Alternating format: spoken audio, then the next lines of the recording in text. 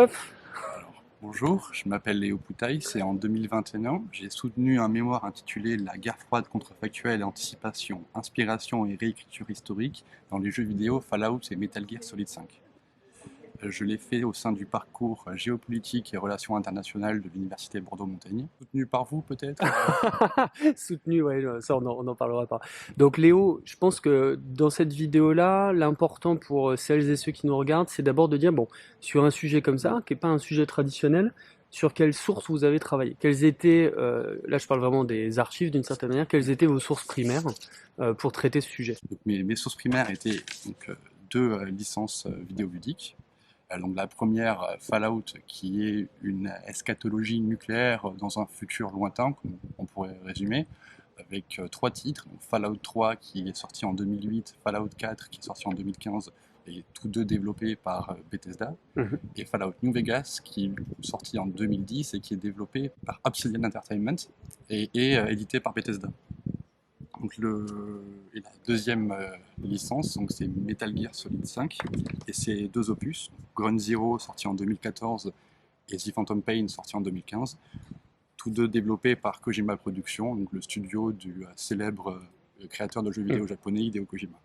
Et ça, pour le boomer local, c'est combien d'heures de jeu, par exemple sur les Fallout Alors on peut faire le tour avec 50-60 heures de jeu sur chacun des titres, même si moi, je ne vais pas mentir, il y a longtemps passé cette limite-là. bien longtemps plus d'heures au compteur. Sur Fallout 4, je crois que je suis pas loin de 1000. Ok. Donc ça, c'est vos sources primaires. Mm. Et effectivement, on s'était posé beaucoup de questions sur comment citer tout ça, c'est-à-dire comment on Mm. cite un open world. Et donc, on était passé par un certain nombre de screenings Voilà. divers et variés pour se permettre d'analyser des contenus, y compris aussi par des gameplays quand c'était possible de ce point de vue-là. Parce que les deux licences donc, offrent, l'une est un RPG, l'autre est un jeu d'infiltration, offrent des possibilités différentes de citation. Donc pour le RPG, vu les rendus du monde ouvert et le nombre d'interactions qu'on peut avoir avec les personnages non joueurs, les lignes de dialogue, donc il y a beaucoup de captures d'écran qui étaient possibles. Tandis que Metal Gear, c'est un jeu qui est vraiment très cinématographique. Il doit y avoir plusieurs dizaines d'heures de cinématiques dans chacun des titres. Donc là, laisser donc plus la place à des vidéos de gameplay ou des vidéos où on illustrait directement les cinématiques. Donc ça, c'était effectivement les jeux comme fondement, comme source de votre analyse. Est-ce qu'il y avait d'autres sources qui permettaient de mettre en regard tout ça? Donc il y avait aussi, donc pour parler de l'univers des jeux, je parlais des opus précédents, et donc n'ayant pas de capture d'écran directement à utiliser, j'ai eu recours au site Archive.net. j'ai oublié comment il s'appelle, c'est grave. Fandom, Ok, je vais y arriver. oui, Donc, très bien. qui est un genre de Wikipédia pour les gamers, Mhm. qui est très complet. Euh, voilà. Et puis la presse aussi, dans mon Et, souvenir. oui, la presse, et plus particulièrement du coup donc les articles de William Oduro, qui est donc un journaliste pour Le Monde, qui a dirigé la revue Pixel sur lemonde.fr et qui est probablement l'un des journalistes de jeux vidéo les plus qualifiés en France. Très bien. Donc ça, c'était votre démarche, alors qui change par rapport à la vision traditionnelle qu'on a de ce qu'est une archive ou une source en histoire, hein, soit dans des archives de l'État administratives. Et donc vous avez travaillé sur vos contenus comme des formes légitimes de représentation du passé et donc de l'histoire de la guerre froide. Assez bêtement, le public attend, le public veut des réponses. Quels sont vos résultats de recherche? Qu'est-ce que vous avez montré, notamment dans cette vision de la guerre froide, à travers ces jeux et à travers ces uchronies? D'abord, j'ai voulu chercher donc, les grands thèmes de l'histoire culturelle et de l'imaginaire de la guerre froide, afin ensuite de les trouver dans les différents jeux, en me posant donc cette question: comment est-ce que l'approche contrefactuelle permet de s'immerger dans l'imaginaire de la guerre froide? Alors il en est ressorti de ce travail trois grosses parties. Donc, je me suis d'abord intéressé au cadre réaliste de ces jeux, à tous donc le cadre politique, géographique, culturel que l'on pouvait voir, donc, qui est inspiré dans les jeux et qui était inspiré par la guerre froide pour elle, quand elle est factuelle. Donc pour Metal Gear, bien que la factualité soit un peu en divergence, tous les événements de Metal Gear s'agrègent en fait aux vrais événements de la guerre froide. Donc The Phantom Pain, par exemple, est partagé entre l'Afghanistan, donc en plein milieu de l'invasion de l'Afghanistan par l'armée rouge, et pour sa seconde partie en Angola, donc au cœur de la guerre civile angolaise. Donc on y retrouve tous les différents groupes militaires, donc les rebelles afghans, les soldats de l'armée rouge, les différentes milices angolaises. Pour Fallout, c'est un peu différent parce que c'est un monde imaginé 200 ans, enfin, au 23e siècle et après 200 ans d'apocalypse nucléaire. Donc ce cadre réaliste passe principalement par la géographie, avec donc tous les trois grandes villes américaines qu'on retrouve dans les jeux. Donc Washington pour Fallout 3, Las Vegas pour New Vegas et Boston pour Fallout 4. Et donc de voir comment est-ce que les lieux emblématiques vont être adaptés, ils sont bien détruits ou encore réutilisés. Donc le mall, par exemple, la grande place centrale de Washington, où on retrouve les grands bâtiments, le Capitole, le Washington Monument ou la Maison Blanche, donc sont visibles mais complètement transformés. Donc ce n'est plus une belle pelouse verte, c'est un champ de bataille avec des tranchées et des mitrailleuses. La Maison Blanche, ce n'est plus qu'un cratère puisqu'elle a été bombardée, et le Capitole est particulièrement endommagé. Ce qu'on retrouve d'ailleurs dans The Division 2, hein, Exactement. le côté très jungle du Smithsonian de Washington. Ouais, effectivement. Donc ensuite, je me suis intéressé à ce qui caractérisait la société de la guerre froide, donc en cherchant comment est-ce qu'on retrouvait l'opposition idéologique de la période, donc, communiste, capitaliste, dans les différents jeux. Alors, dans Metal Gear, elle est vraiment placée au second plan parce que les États, en fait, ne sont pas vraiment les acteurs de ces conflits, vu que le monde de Metal Gear est divisé avant tout par des organisations un peu plus secrètes qui contrôlent ces États, et donc dans lesquels gravitent des soldats qui sont un peu désabusés. C'est une œuvre qui est particulièrement antimilitariste, alors que c'est un jeu de guerre. Et donc les antagonistes sont ou bien des membres de ces organisations, ou bien des idéalistes beaucoup trop zélés qui veulent briser un peu cette partition, quel qu'en soit le coût humain. Dans les Fallout, par contre, on retrouve une vive critique du modèle américain, donc avec un monde beaucoup trop capitaliste et beaucoup trop militariste.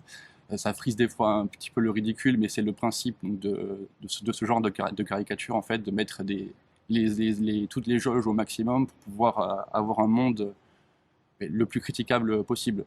Donc, pour la propagande, par exemple, les rues sont placardées par des affiches inspirées de vraies affiches de la Seconde Guerre mondiale ou de la guerre froide, ou des choses complètement réinventées.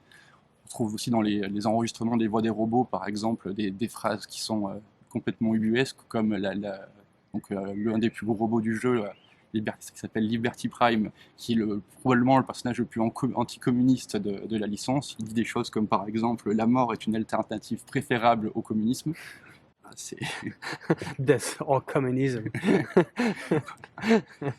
Je me suis aussi inspiré de toutes les expériences sociales, génétiques ou de mind control qui ont pu être développées par les deux camps.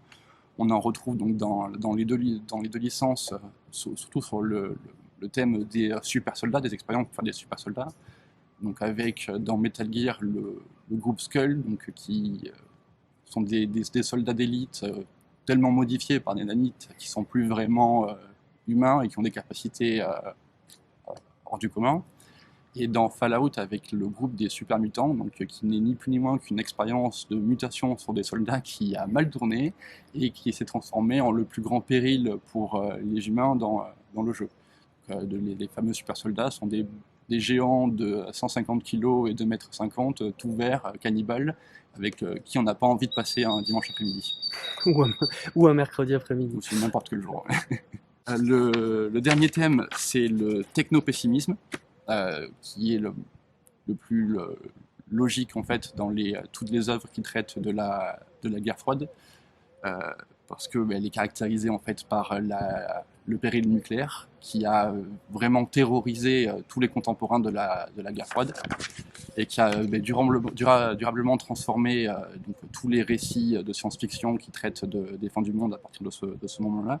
Donc dans Metal Gear, donc rien que le titre Metal Gear vient donc des principaux antagonistes, du boss de fin de chacun des jeux, donc les Metal Gear, qui sont des vecteurs nucléaires mobiles, blindés, qui, au fil des jeux, prennent de plus en plus la forme d'immenses robots d'une trentaine de mètres, quasiment imbattables, qui pourraient être dans un James Bond. Dans Fallout, les conséquences donc, imaginées du nucléaire sont omniprésentes. Elles forment l'environnement, le scénario et la faune du monde. Donc, radioactif, qui a muté, et tout ce que l'on peut imaginer donc, dans cette culture des récits apocalyptiques nucléaires. Et il y a aussi la robotique, donc, qui trouve ses débuts dans cette période. Et on retrouve des robots dans chacun des jeux des deux licences, mais c'est probablement dans Fallout 4 que ça prend le plus une dimension presque dickienne, en fait, parce que donc, on retrouve des synthétiques donc, qui sont très prostrés les réplicants donc, de la nouvelle de Philippe K. Dick, les androïdes, reptiles de moutons électroniques, Blade Runner pour Ridley Scott, c'est la même chose. Donc des robots anthropomorphes qui sont donc fabriqués par les survivants du MIT pour subvenir à leurs besoins et faire les tâches les plus ingrates, ce qui renvoie donc à ce thème-là de l'esclavage des intelligences artificielles.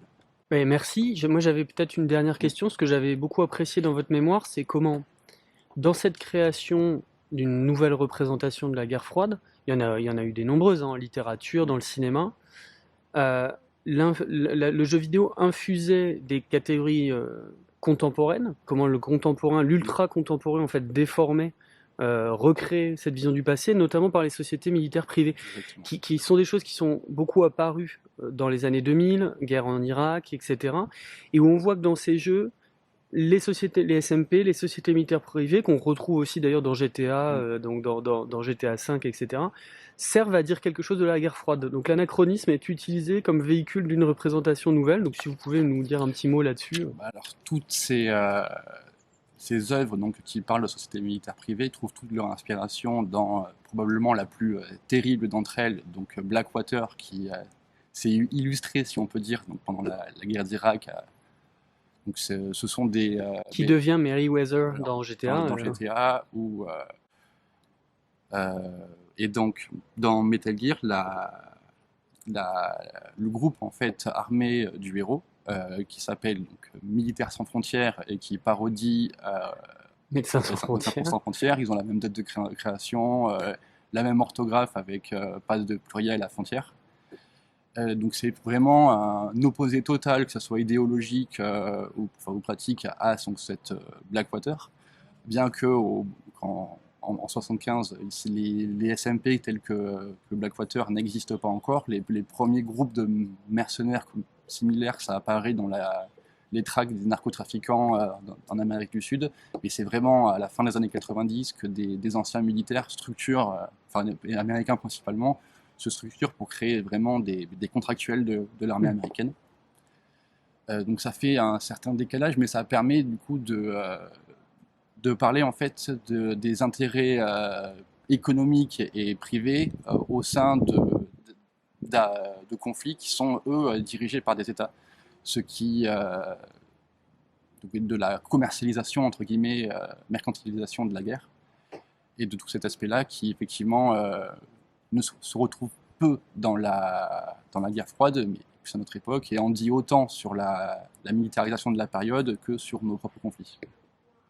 Très bien, merci Léo. Et ensuite, vous avez enchaîné après le master recherche, sur un master en histoire publique à l'université de Paris-Est-Créteil, qui forme aux différents métiers de la médiation historique, sur des expositions, dans des musées ou pour des communes donc, à l'extérieur, des podcasts, différents ateliers et plus particulièrement ensuite un stage pratique que j'ai eu la chance de faire au sein de l'émission quotidienne qui est diffusée sur Arte et l'invitation au voyage, donc, qui a été une très belle expérience.